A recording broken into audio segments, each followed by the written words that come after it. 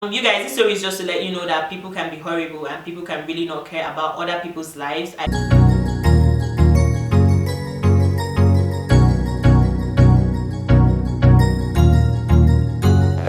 good. Hi guys, and welcome to my channel. So if you're new here, my name is Deacon and I am a vlogger living in Istanbul. So if getting updates about Istanbul as well as vlogs and lifestyle videos would be your cup of tea, please subscribe to the channel and click on the notification bell. I am always trying to keep the numbers up, and I am also trying to build my own little family here on YouTube, people who ride with me and are loyal to my channel. So I am looking forward to creating this family here with you guys. So if you would like to be part of my sweet and cozy family, please subscribe to my channel and also follow me on my social media. Don't forget to click on the notification bell so you get notified every single time that I post a video. So today is a story time video, and I'm not trying to be negative or anything, but I think since I'm vlogging here from Istanbul, I should also let you know about my horrible experiences as well so far. So you know what to expect, or you can kind of give you ideas on what can happen around here. So I decided to share this video not as a form of negativity, but just to tell you what to expect as a foreigner in Istanbul, because anything can happen. And my goal here on this channel is to make sure I let you guys in on as much information as possible, so you just know what to expect. So I have a couple stories, I think about 3 so far, that sort of threw me off balance, and it was just a very horrible experience for me. I don't know, I just thought to share it with you guys. So of course, as in every environment, there's always the good and the bad. So and there's always good people and some horrible people, so you get to experience this type of people differently, and normally we don't choose, or in most cases we don't get to choose the people that we experience or the experiences that we have in life. Bear in mind that as at the point where I filmed this video, I have lived here for 3 months. So this experience I got in the space of 3 months of living here already. Okay, let me say the first thing that I think you guys should expect if you're coming to Istanbul, or things that something that you should stay aware of if you're coming to Istanbul. And anybody that lives here in Istanbul, I'm sure will agree with me on this, because I've also heard stories. You guys, the taxis are very mischievous. Yeah, they are. First time I ever visited Turkey, yeah, Istanbul, that was some years ago. Yeah, I visited with my friends. We just came to have like a mini vacation. Let me tell you what happened to me in a taxi. So we went to a shopping mall, we finished and we got into a taxi and we left for our hotel. And then on getting to, no, we had not even left the place. So the taxi guy asked for his money already, and we're sort of surprised, like, why are you asking for money when we've not gotten there? But since we had already bargained the price that he was going to take us there, we decided to just pay up, or there was no big deal. Yeah, so we paid. So at that point I was the one that paid, so I had all 50 TL on me. I had just withdrawn money from the ATM and it was all 50 TL notes. I did not have any other change on me, and yeah, that was basically it. So I gave the taxi, I think the taxi said he was going to take 25 or 30 TL to take us to where we were going to. And then I gave him 50 TL and he was supposed to give us some change.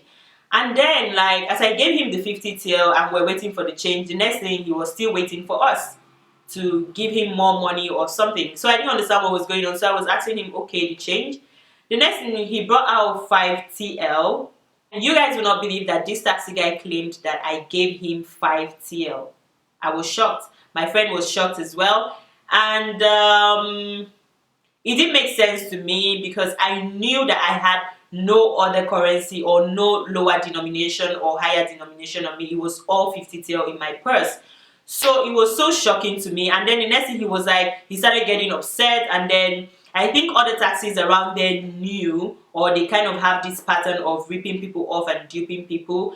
And yeah, so that guy did that. And then the next thing, he started getting angry, and then he told us to get out of the cab. And 2 girls, basically helpless in a very big city, and we did not know what to do. And at this point, since he was shouting, I was way younger than I am now. I was already nervous and all, and I didn't want any form of embarrassment. So yeah, I basically gave into that. and then I came out of the taxi, and then we sort of like, we were thrown off balance. We didn't know what to do, but thankfully we had that experience. And since then, I just started staying aware of taxis here in Istanbul. I've also heard stories from friends and people who live here as well. Another thing that I have also noticed, they could be really, really dubious and mischievous. Like, for example, if you're going to a certain place and you want to use the taxi, and now I'm not saying that all taxi guys are bad or they are this way, but there's like a couple bad eggs amongst them, and I think it's a thing among them.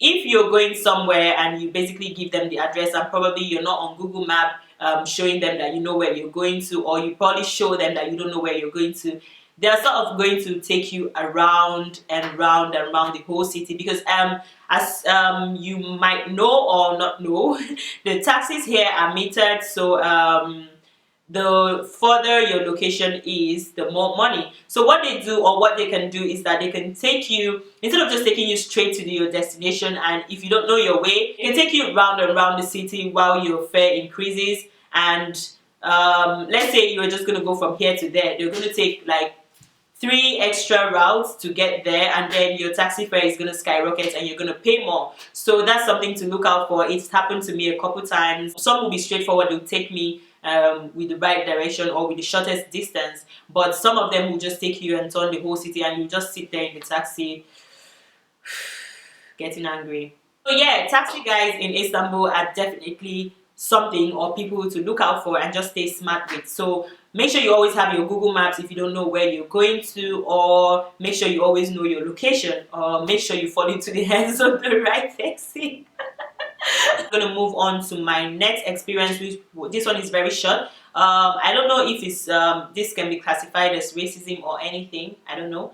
But then, like, I was going to go meet up with my friend, so my battery was okay, my internet was I didn't have data on my phone, so my internet was out. And then we had agreed to meet in a certain location, and then I got there, she wasn't there. I waited there for over 20 minutes, and I needed to take the bus back, and I was cold, I wasn't feeling fine that day. I was just generally sick. It was just an uncomfortable day for me. So I had waited there for a while, and she did not show up yet. So I decided to ask someone for her phone to just make a phone call. And now I am not saying that I am entitled to her phone, because people can just agree to do stuff or give stuff to you, and that's totally their right. But then I just sort of felt a little bad about it, because I asked her for her phone to make a phone call, and I told her I was waiting for my friend. She had been looking at me for a long time before then, so I thought I could actually approach her and just, okay, please, can I use your phone to make a phone call?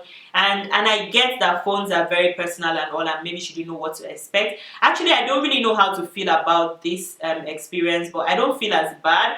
But it's something that you should expect, that maybe that can happen. And I think that is unique to an individual, because I'm sure there is another person that could have helped with the situation.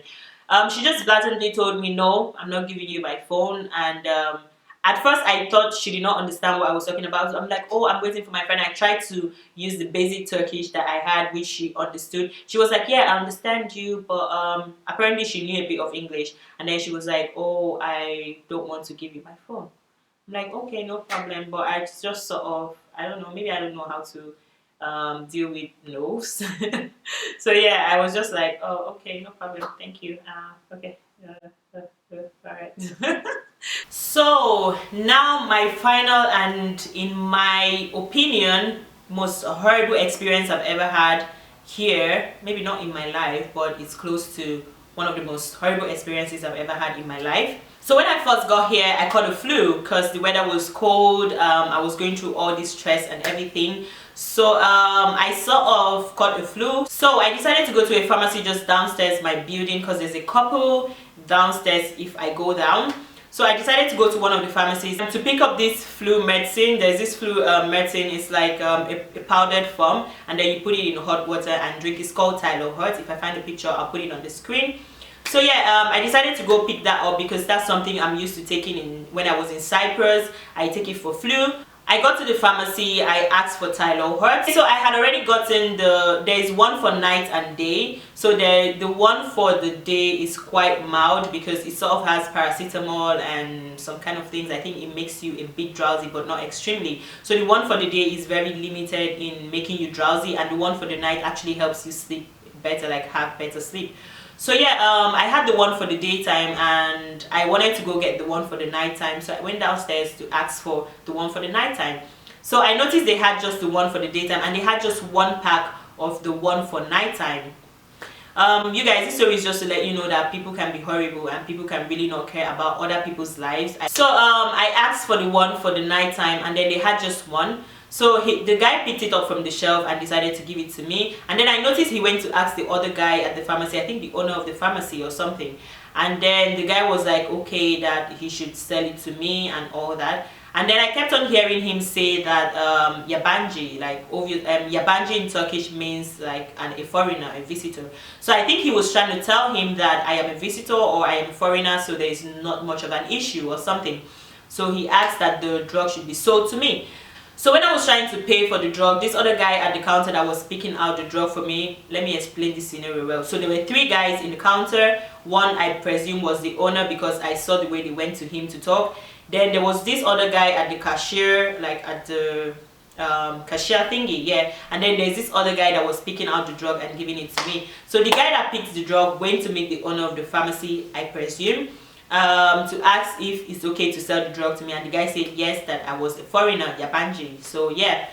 And then this other guy at the counter, as at the time he was coming back to give the drug to me, I asked how much, and then I was already paying this other guy at the counter. So this other one that was supposed to give the drug to me was cancelling something. He took a pen and was cancelling something. And when he did that, I sort of just I was suspicious because I look out for things like that. I was suspicious. I thought to myself, like, why does he have to cancel something off the pack? But I didn't know what was going on. So since I already had a pack, as I was walking home, since I already had a pack of the daytime one at home, I was going to check what was supposed to be there on that space that he cancelled, because he made sure to like sort of cancel, erase everything off, so I couldn't see anything. So when I got home, I decided to check the other pack that I had to see what was supposed to be there, and then I did, and I noticed that it was supposed to be the expiration date. So that sort of gave me a guide to like look into the stuff better. So when I looked, I think the drug had expired like 2 months before then, because I saw a date. As at the point I got this drug, I think it was October. Yeah, it was October, and the drug had expired, I think August. Yeah. So I was so angry, like I was so pissed off, because I'm obviously sick and I'm trying to get this drug to like make myself feel better. Why would you as a pharmacist knowingly give me a drug that is expired? I was so furious. I called my friend up, I told my friend about it. I was like, I'm gonna go return this thing. My friend was like, okay, just keep it cool, you know. As at that point I haven't gotten my resident permit yet, so I was just my friend was trying to make me stay cool, so maybe I don't get into any problems with the police and anything and all that. Maybe I don't overreact, because I was actually really furious at that point. So my friend was like, okay, calm down, just take it to them and all. So I really tried. Like I was at home doing this,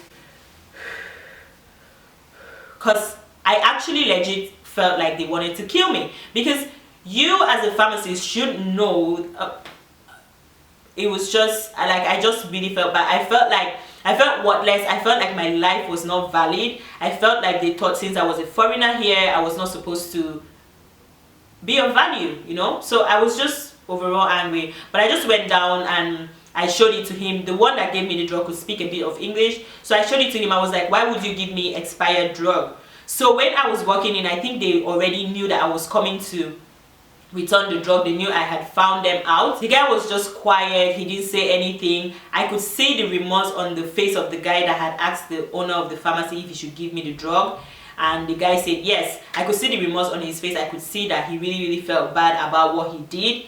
But then like he was now pretending he didn't really understand English anymore, and that's something they do. Even when I was back in Cyprus, when they actually mess something up or they do something that annoys you, they start acting like they don't know English anymore. Like the person that could speak English just suddenly goes like, okay, I don't really understand you, you know.